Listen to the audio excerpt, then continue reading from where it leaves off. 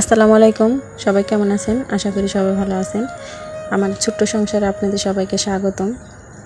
এই যে আমাদের সংসারে নতুন অতিথি চলে আসছে।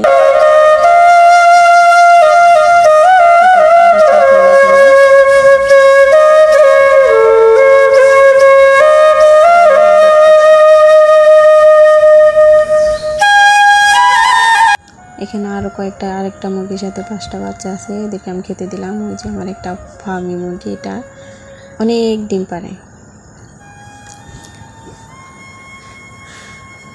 এই যে ডিমগুলো ওঠার আসলে বাকি আছে, এই জন্য যদি ওটা বা মুরগিটা নেমে যায় খাবার দিই, তাহলে ওই ডিমগুলোকে আর তাপ দেবে না। এই জন্য আগের বাচ্চাগুলোকে খাওয়াই দিচ্ছি।